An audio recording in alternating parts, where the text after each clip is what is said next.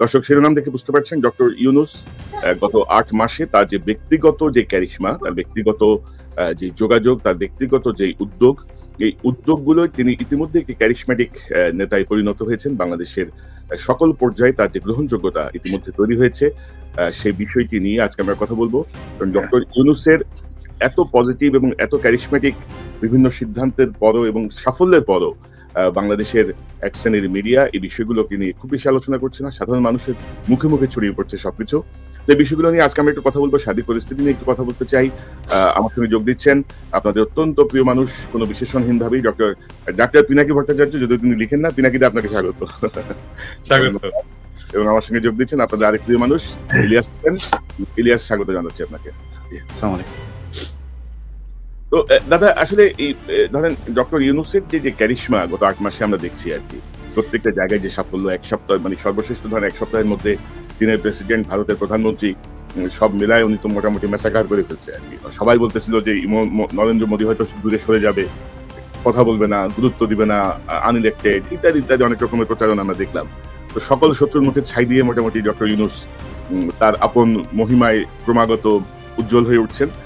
কারো কারো পাথর চাপা বুকে পাহাড় হয়ে গেছে, কিন্তু আমাদের সন্দেহ পাথর চাপা যে বুকে ছিল সেটা হয়তো এখন পাহাড়ে পরিণত হয়েছে। তো সবাই আসলে কিং কর্তব্য বিমূঢ়, যে মানে সবাই ভাবছে আরে একটা ব্যাংকার, ইকোনমিস্ট, এত বয়স্ক একজন মানুষ কি আর করবে, মানে দেখি না কয়দিন কি হয়, দেখি না কি করে, এই করতে করতে কিন্তু ডক্টর ইউনূস সবাইকে টেক্কা দিয়ে দিয়েছেন। তো আপনাকে দিয়ে শুরু করতে চাই। ডক্টর ইউনূসের যে সাফল্যগুলো ইতিমধ্যে আমরা দেখছি, সে বিষয়টা নিয়ে আমার মনে হয় যে আপনি যদি একটু সূচনা করেন ভালো হয়। না, প্রথম বিষয়টা হচ্ছে যে প্রফেসর ইউনূস যে কি জিনিস, এটা তো বাংলাদেশকে বুঝতে দেয়নি গত ১৫-১৬ বছর হাসিনা। হ্যাঁ, কারণ হাসিনার মাথায় সবসময় ছিল এই সম্ভাবনাটা যে আমি আমার প্রতিপক্ষকে নিশ্চিহ্ন করে দেব, এবং প্রতিপক্ষ পলিটিক্যাল পার্টি থেকে তো অবশ্যই বিএনপি জামাতকে আমি নিশ্চিহ্ন করে দেব, এবং পলিটিক্যাল পার্টির বাইরে যে ন্যাশনাল ফিগার গুলো আমার প্রতিপক্ষ হতে পারে, আমাকে রিপ্লেস করতে পারে, মানুষের মনে আশা জাগাইতে পারে ভবিষ্যতের বাংলাদেশের নেতা হিসেবে, তাকেও আমি ক্র্যাশ করে দেবো। এর মধ্যে প্রফেসর ইউনূস ছিল, এবং প্রফেসর ইউনূসকে বাংলাদেশ কাজে লাগাতে পারেনি। টু টেল ইউ ফ্র্যাঙ্কলি, এটা একদমই পারেনি বাংলাদেশ কাজে লাগাতে। তাকে অন্য দেশ কাজে লাগাইছে, পৃথিবীর সব দেশ তাকে কাজে লাগাইছে, পৃথিবীর সব দেশে তার মেধা, দক্ষতা এটা কাজে লাগছে, পৃথিবীর সব দেশে সে সেলিব্রেটেড। এইরকম ফিগার বাংলাদেশের ইতিহাসে আগামী ৫০-১০০ বছরে আসবে কিনা এটা আমার সন্দেহ আছে। মানে আমি অবশ্য ভবিষ্যৎ নিয়ে এত বড় ইয়ে করতে চাই না, কারণ আমরা ডেফিনেটলি আমরা প্রত্যাশা করি যে প্রফেসর ইউনূসের যোগ্যতাকেও ছাড়িয়ে যাক আমাদের আগামী প্রজন্ম। কিন্তু আমরা তো ধরেন জিয়াউর রহমানের পরে এত বড় ক্যারিশম্যাটিক লিডার আমরা বাংলাদেশে পাই, নট ইভেন শেখ মুজিবও এই লেভেলের ক্যারিশম্যাটিক লিডার ছিলেন। তো এই জায়গাটা এসে উনি কাজ করার সুযোগ পাইছেন অনেক বেশি বয়সে। আমাদের সবার মনেই একটা আশঙ্কা ছিল যে এই বয়সে উনি কেমন সময় দিতে পারবেন, কেমন পারফর্ম করবেন, ওনার সেই উদ্যমটা আছে কিনা। কিন্তু এটাকে উনি পিছনে ফেলে দিয়েছেন। উনি একেবারে তরুণদের মতোই একই গতিতে উনি দৌড়ে যাচ্ছেন, এবং মাত্র ৮ মাস। আজকের ভিডিওতে আমি বলছি যে প্রফেসর ইউনূস যেদিন ঈদের মাঠে হাত যারা ছুঁইতে পারছে, তারা সবাই বলছে যে স্যার আর ৫ বছর। কেন সবাই এরকম আহ্বান জানাচ্ছে, আকুতি জানাচ্ছে? কারণ এই একটা মানুষ অনেকদিন পর মানুষকে মানুষের মর্যাদা দিতে পারছে। হ্যাঁ, এটাই ইম্পর্টেন্ট। হ্যাঁ, এটাই ইম্পর্টেন্ট। এবং এই জায়গাটায় যে প্রফেসর ইউনূস যে স্ট্যান্ডার্ড সেট করে দিয়ে যাচ্ছে আমাদের ভবিষ্যৎ রাষ্ট্রনেতাদের জন্য, ভবিষ্যৎ শাসকের জন্য, এই স্ট্যান্ডার্ডটা অ্যাচিভ করতেই হবে, এবং এটা খুব ইম্পর্টেন্ট। স্যার যতদিনই থাকে, স্যার সামনে ডিসেম্বরে ইলেকশন দিয়ে চলে যান বা সামনের জুনে ইলেকশন দিয়ে চলে যান, হোয়াট এভার, যে যতদিনই থাকেন উনি যে স্ট্যান্ডার্ডটা সেট করে দিয়ে যাচ্ছেন, এটাই বাংলাদেশের শাসনের স্ট্যান্ডার্ড, এটাই বাংলাদেশের রাষ্ট্রনেতার স্ট্যান্ডার্ড হয়ে থাকে। এবং এখানেই এই পুরনো রাজনীতিবিদদের আতঙ্ক, ভয় যে আমরা তো আসলে পারবো না এটা করতে, আমাদের এই মেধা, এই যোগ্যতা, এই ভিশন এটা তো নাই। সেই জন্যই যত কম ছোট করা যায় ওনার শাসনকালটাকে, এবং যত তাড়াতাড়ি ওনাকে ডিসক্রেডিট করে বের করে দেওয়া যায়, এই চেষ্টা হয়েছে। এবং এটা সম্ভব হবে না এই কারণে যে বাংলাদেশের মানুষ প্রফেসর ইউনূসের পাশে দাঁড়িয়েছে। হ্যাঁ, একটা বিশাল প্রাচীর হয়ে ওনার পাশে দাঁড়িয়ে গেছে। এবং উনি বিপ্লবের কেউ ছিলেন না, কিন্তু উনি বিপ্লবে পার্টিসিপেট করেননি। হ্যাঁ, উনি এমনকি বিপ্লবের সময় দেশেও ছিলেন, কিন্তু উনি বিপ্লবের আইকন হয়ে উঠছে। এটা একটা অসাধারণ বিষয়। হ্যাঁ, আমি এটাকে তুলনা করতে চাই খোমেনির সাথে। খোমেনিও প্যারিসে ছিলেন ওই সময়, এবং প্যারিস থেকে দেশে ফিরে গেলেন। হ্যাঁ, তো সেই প্রত্যাবর্তনের পর খোমেনি যে ফিগার হয়ে উঠেছিলেন ইরানে, প্রফেসর ইউনূস ঠিক একই লেভেলের ফিগার হয়ে উঠেছেন। এবং আমি আশা করি যে দুইটা জিনিস আছে, সেটা হচ্ছে যে এক, যেখানে আমি মনে করি যে যেখানে আনকম্প্রোমাইজিং প্রফেসর ইউনূস, সেটা হচ্ছে শেখ হাসিনা এবং আওয়ামী লীগের বিচার, এবং 2 নাম্বার হচ্ছে যে ভারতের সামনে মাথা উঁচু করে দাঁড়ানো। এবং এই জিনিসটা আমরা চাই যে এটা প্রফেসর ইউনূস যেটা করেছেন, মিটিং এ যা বলেছেন, আমরা তো দেখেছি মোদির সাথে মিটিং এ কি বলেছেন, হ্যাঁ, এবং এই জিনিসটা অব্যাহত থাকলে বাংলাদেশের মানুষ ওনাকে আর কখনোই ছাড়তে চায়। জি দাদা, আমি আরো বিস্তারিত ভাবে ধরেন চীন সফর, ভারতের সাথে নরেন্দ্র মোদীর সাথে যে বৈঠক, বা সাম্প্রতিক সময় যে আমেরিকার সাথে যে ট্রেডের যে শুল্কের যে বিষয়টা নিয়ে একটু আসবো আমি। তার আগে একটু ইলিয়াসের কাছে যেতে চাই। ইলিয়াস, আপনি কিভাবে দেখছেন ডক্টর ইউনূসময় সাধারণ মানুষের মন, এবং সবাই চাচ্ছেন যে ডক্টর মোহাম্মদ ইউনূস আরো কন্টিনিউ করুক, আবার সকল দলের একটা চাপ হচ্ছে যে নির্বাচনটা যেন যথাসময়ে হয়। তো সব মিলিয়ে আপনার পর্যবেক্ষণ ইউনূসের, মানে ব্যক্তিগত ইউনূস, আমি কিন্তু পুরো ডক্টর ইউনূস সাহেবের মন্ত্রী পরিষদের কথা বলছি না, উপদেষ্টা পরিষদ না, শুধু ডক্টর ইউনূসের যে ক্যারিশমা, আমরা সেটাকে হাইলাইট করতে চাচ্ছি। হাইলাইট মানে কি, সেটা নিয়ে আমরা আলোচনা করতে চাচ্ছি, এটা অলরেডি হাইলাইটেড। আপনার কাছ থেকে শুনুন।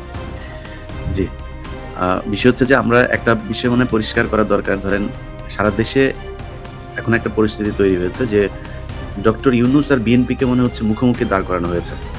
এই জায়গাটা মনে হয় আমাদের পরিষ্কার করা উচিত। আমরা আলাদাভাবেও যখন কথা বলি, আমরা জানি যে এই দেশে মানে একটা আনইলেক্টেড গভর্নমেন্ট বেশি দিন থাকতে পারে না, এটা থাকা সম্ভব না। আলটিমেটলি একটা নির্বাচিত সরকারকেই ক্ষমতায় আসতে হবে, তাদেরকে দেশ চালাতে হবে, এবং যে কথাটা ডক্টর মোহাম্মদ ইউনূসও বলেন।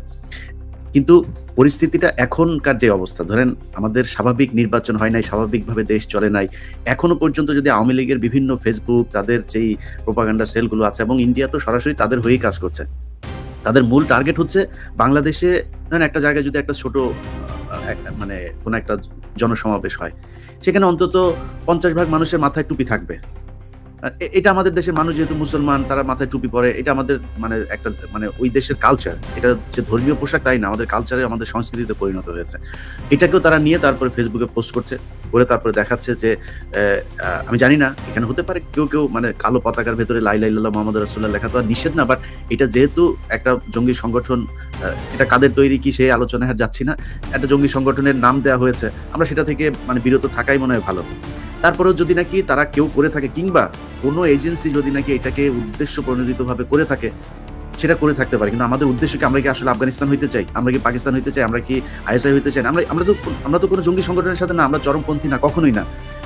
অথচ এইটাকে তারা পুঁজি করে সেই ছবিগুলোকে নিয়ে বিভিন্ন জায়গায় দেখানোর চেষ্টা করছে যে বাংলাদেশ হচ্ছে ইসলামী চরমপন্থীদের দখলে চলে যাচ্ছে। এটা যদি আপনি কয়েকটা সিকোয়েন্সে যদি ভাগ করেন, দেখেন ঈদের আগের দিন প্রথম আলোর একটা নিউজ ছিল, আপনাদের কারো চোখে পড়েছে কিনা জানি না, আমিও দেখিনি, আমাকে একজন পাঠিয়েছে, একজন সাংবাদিকই পাঠিয়েছেন। তিনি দেখলাম যে সেখানে আজ চাঁদ দেখা গেলে কাল ঈদ, এটা হচ্ছে ইয়েটা আমি কনক ভাইকে এটা পাঠাতে চেয়েছিলাম। তো সেইখানে একটা ব্যানার আছে, ব্যানারের পেছনে অনেকগুলো মানুষ, সেই মানুষগুলোর সাথে আপনার একটা কুকুরকে দিয়ে দেওয়া হয়েছে। আচ্ছা, আপনি আমাকে বলেন যে প্রথম আলোর ঈদের দিনের ইয়ের সাথে এই যে এই উল্টা হয়ে গেছে, উল্টা হয়ে গেছে, আমাকে একটু এইটাই করতে হবে। আচ্ছা, তো এখন ধরেন, আচ্ছা এই হচ্ছে এটা, দেখেন এই যে কোন একটা কুকুর ঈদ মোবারকের নিচে, কুকুর না গরু? হ্যাঁ কুকুর। আচ্ছা, গরুর তো শিং থাকবে, কুকুর একটা, তো এটা এখানে দেওয়া হয়েছে। আচ্ছা, এরপরে তারা আরেকটা নিউজ করেছে, এই ঠিক ঈদের আগে দিয়েই নিউজ করেছে যে ওই কাপাসিয়াতে এক মুসল্লিরা, তাদের শিরোনামটা হচ্ছে নাটক বন্ধ করে দিল মুসল্লিরা। আচ্ছা, মুসল্লি মানে কি? বাংলাদেশে যারা নামাজ পড়ে তারা সবাই মুসল্লি, মানে মসজিদে নামাজ পড়তে গিয়েছে তাদেরকে মুসল্লি বলা হয়। তার মানে মুসল্লি ইনডিরেক্টলি সেইটাই বোঝাচ্ছে যে মুসলমানরা হচ্ছে গিয়ে নাটক বন্ধ করে দিল। বাংলাদেশের মানুষ, আরে ভাই এই দেশ এরকম এক জায়গায় গিয়ে পৌঁছেছে পর্ন জোর করে সরকারিভাবে বন্ধ করতে হয়। পর্ন সাইট আপনি বন্ধ করার জন্য সরকারিভাবে সেই দেশে আপনি বলছেন যে এই দেশে নাটক চলতে দেয় না? সারাদিন নাটক সিনেমা দিয়ে ভরপুর, নাটক নাকি চলতে দেয় না, নাটক বন্ধ করে দিয়েছে। প্রথম আলো এই নিউজ করেছে। আচ্ছা, নিউজ করার আগে আর পরে এই দেশের প্রাইম মিনিস্টার পর্যন্ত নাটক করে, হ্যাঁ, এবং এত বেশি নাটক করে যে আমাদেরকে বলতে হয় নাটক কম করো প্রিয়, সেই দেশের নাটক চলে না। এখন এই বিষয়গুলো যদি সবই করেন, এখন মানুষ তো রিয়েক্ট করে নাই, যেটা 2007 সালে প্রথম আলো করেছিল, সেই এক কার্টুন দিয়ে তারপরে মুসলমানদেরকে ঝাঁপায় তারপরে রাস্তায় নামানোর পরে তারপরে এই যে 15 বছর সেই প্রথম আলোর কার্টুনের চললো বাংলাদেশ। সারা পৃথিবী জানলো যে এই দেশ মুসলমানদের ইয়েতে চলে যাচ্ছে, চরমপন্থীরা দখলে নিচ্ছে। ঈদের আগেও আপনি যদি চ্যানেল আর জিল্লুর যে বক্তব্য, জিল্লুর হঠাৎ করে বলে বসলো যে এই দেশে নাকি বিশাল চরমপন্থী। জিল্লুর তোমার সেই জঙ্গি হামলা কই? ঈদের পরে না বলে জঙ্গি কোথায় কোথায় জঙ্গি হামলা হবে জিল্লুর সেটাও বলে দিল। তো জিল্লুর যে কাদের লোক, এই চিপ রেটের বিদেশি এজেন্সিদের এজেন্ট, এদের থেকে সাবধানে থাকতে হবে আমাদের। কিন্তু কথা হচ্ছে জিল্লুর আসলে কাদের পারপাস সার্ভ করে? মানে জিল্লুর তো আগে আমেরিকান পয়সায় চলতো, এখন তো আমেরিকান পয়সা বন্ধ নাই, এখন জিল্লুরের পয়সাটা কোত্থেকে আসছে এটা একটু আমাদের জানা দরকার। তো জিল্লুরকেও বলতে হবে। হ্যাঁ, এখন পাশের থেকে এখন সেটা তো মানুষদের জানা দরকার। হ্যাঁ, যে আসলে তো আমেরিকান ফান্ডিং বন্ধ, তো সবার বন্ধ, যারা পাইতো এনইডি ফেনিডি ইত্যাদি ইত্যাদি সবকিছু ট্রাম্প দিছে একেবারে বন্ধ করে। এখন জিল্লুরের পয়সা কোত্থেকে আসে এটা জিল্লুরকে বলতে হবে। জিল্লুরের এনজিও কি দিয়ে চলে, কার পয়সায় চলে, তাহলেই সব বোঝা যাবে কার কি কোথায় বাধা আছে। এই ন্যারেটিভ থেকেই দেখেন জিল্লুরের গলার জোর কোথা থেকে আসে এটা আমরা জানি। এইখান থেকেই কিন্তু শুরু হয়েছে। আপনি দেখেন একে করে প্রথম আলো এইদিকে এইভাবে উস্কাইতে যাচ্ছে, জিল্লুর আবার ওইদিকে খাতা কলম সামনে নিয়ে 5-6টা পৃষ্ঠা নিয়ে তার কাছে বিভিন্ন দেশের এজেন্সিরা তাকে তথ্য দিয়েছে, তিনি জেনেছেন বাংলাদেশ একটা এবং কিভাবে হামলা হবে। আমি আমার আগের ভিডিওতে এই কথাগুলো বলেছি যে কোর্টে হামলা হবে, আগের মতো সেই জেএমবির মতোই নাকি কোর্টে হামলা হবে। কিন্তু জেএমবির হামলা কোর্টে সারা দেশে 500 জায়গায় করেছে কারা? র করেছে। তার মানে জিল্লুর রয়েদের লোক এটা সে নিজে প্রমাণ করলো। মানে সায়নট এই হামলা সব তাদের হামলা। আমরা ইলিয়াস আমরা শুনি, মানে প্রথম এটা হচ্ছে যে এজেন্সির গোয়েন্দা রিপোর্ট কার কাছে আসে? কার কাছে? আমাদের কাছে আসে না, ওর কাছে আসে কেন গোয়েন্দা রিপোর্ট? তো এবং সেটা কোন দেশের?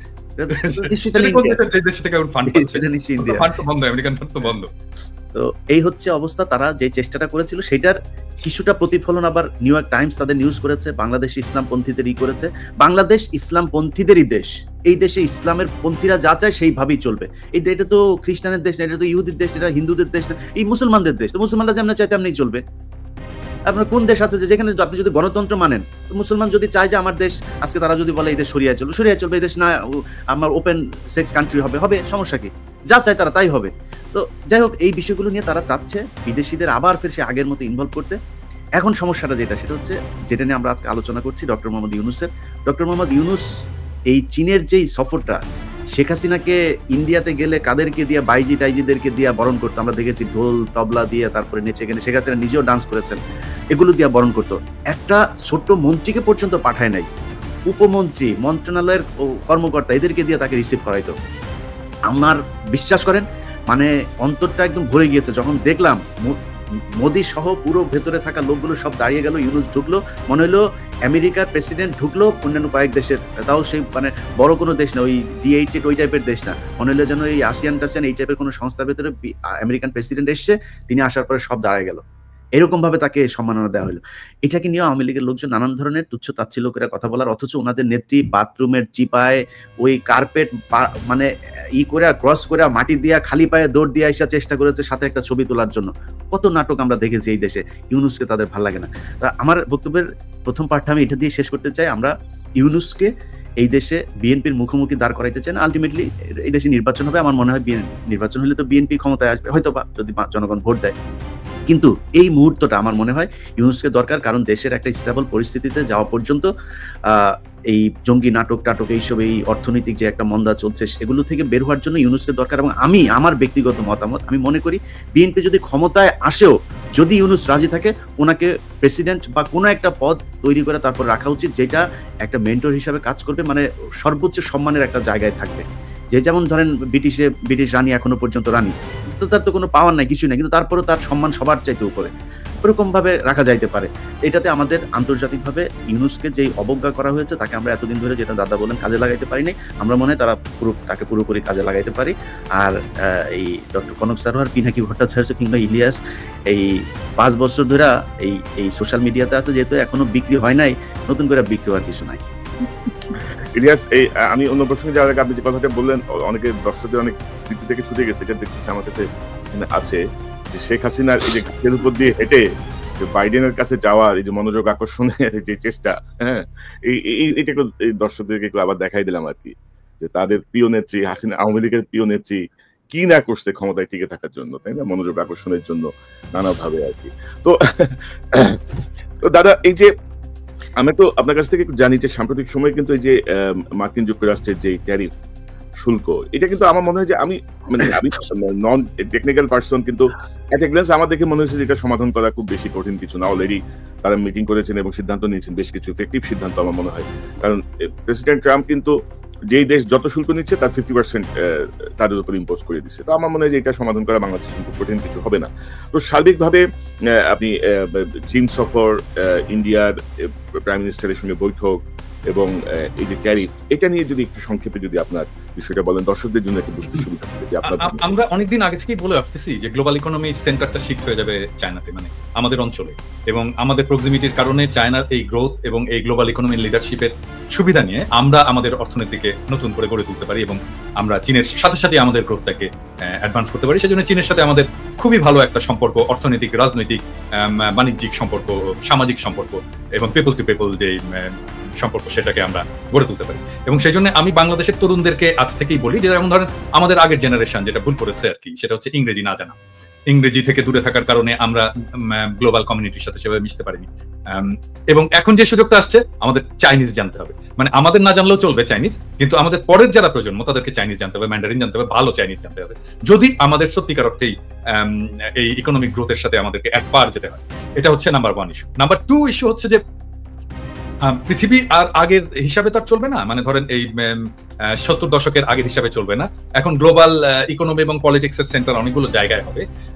আমেরিকার অর্থনৈতিক কর্তৃত্ব কমবে, কিন্তু স্টিল তার পলিটিক্যাল কর্তৃত্বটা থাকবে গ্লোবালি। আমাদের আমেরিকার সাথে একটা সম্পর্ক রাখতে হবে লং টার্মে, এবং সেটা কিভাবে রাখা যায় সেটা নিয়ে আমি একটা ভিডিও করেছি, যে কৃষিভিত্তিক যে সমস্ত রাজ্যগুলো আছে তার সাথে আমাদের বাণিজ্য বাড়ানো, এবং এটা যদি বাড়ে তাহলে আমাদের ট্যারিফ এমনিতেই কমবে। হ্যাঁ, আমি তখনও জানতাম না যে ট্যারিফ ইম্পোজ হচ্ছে।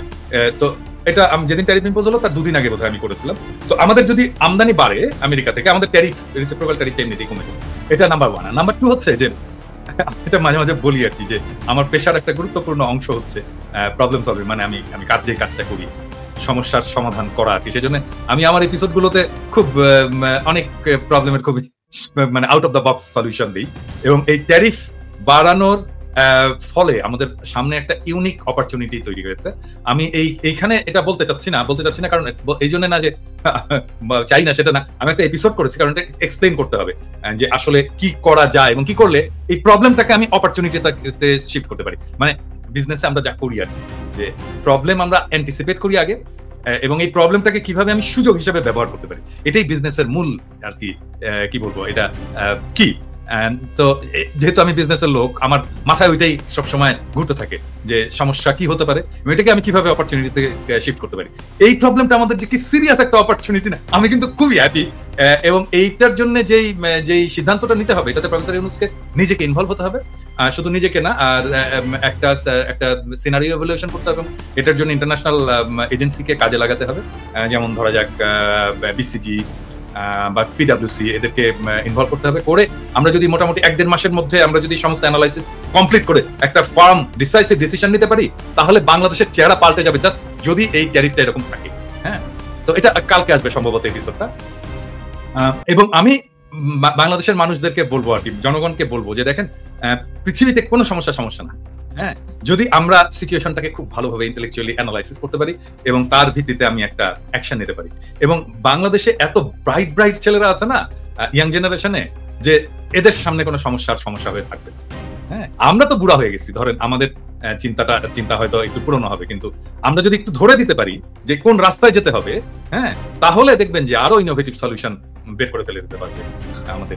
তবে দাদা, আমি দাদা মনে করি যে ধরেন আমরা ধরেন ইন্ডিয়া থেকে যে চাল, গম বা এই জাতীয় খাদ্যশস্য আমরা যে আমদানি করি, এগুলো ইন্ডিয়া থেকে বন্ধ করে আমাদের আমেরিকা কেন্দ্রিক হওয়া উচিত। তাহলে কোয়ালিটিও বাড়বে। মানে আমাদের ইন্ডিয়ান ডিপেন্ডেন্সি থেকে বের হয়ে আসাটা খুব জরুরি আমাদের জন্য। এবং গত এই 54 বছরে ইন্ডিয়ার যেই আধিপত্য আমরা বাংলাদেশিদের উপর দেখছি আর কি সকল ক্ষেত্রে, তো আমার মনে হচ্ছে তার একটা জবাব দেওয়া উচিত। ইতিমধ্যে চিকিৎসা বন্ধ হয়ে কিন্তু অনেক মানে বাসের কাউন্টার এখন কাপড়ের দোকান হয়ে গেছে, অনেক কাপড়ের দোকান বন্ধ হয়ে যাচ্ছে, অনেক খারাপ অবস্থা।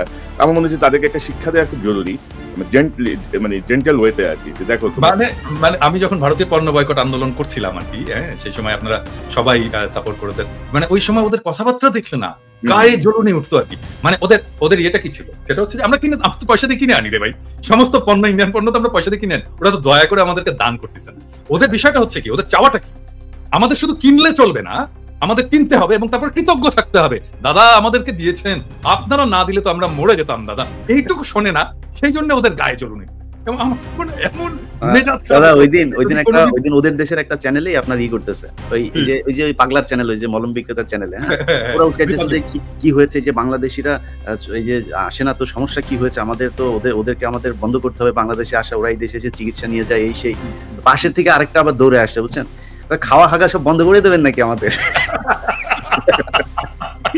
আসতে বলছেন ওদের যে অবস্থা খারাপ। আমরা দাদা যদি খালি চীন, পাকিস্তান, এদিকে দুই দেশের সাথে যদি পাকিস্তানের চিকিৎসা ব্যবস্থাও অনেক ভালো, এবং চীন যেটা আমি যে ইয়েটা দেখলাম, এখানে আপনার ওদের একটা হসপিটালের একটা ফ্লোর ওরা বাংলাদেশের জন্য ছেড়ে দিতে চাইছে, এবং চীনের মানুষের যেই চিকিৎসার যে খরচ তার চাইতেও তারা কম নিবে। তারপর চিটাগাংয়ের সাথে একটা বোধহয় স্পেশাল ওরা একটা রুটও করতেছে ফ্লাইটের জন্য, যেহেতু আমাদের মানে স্থল পথে যাওয়ার সুযোগ নাই, এবং সেটা খুব চিপ রেটে করার জন্য। এই মুহূর্তে বাংলাদেশের সাথে চীনের যে বিমানের টিকিট ভাড়া বোধহয় একটু বেশি, এটা চিপ করার জন্য ওরা একটা কাজ করতেছে, অনেকগুলো কাজ করে আসে, এবং স্টুডেন্টদেরকে ওইখানে পাঠানোর জন্য আরো বেশি। আমি মনে করি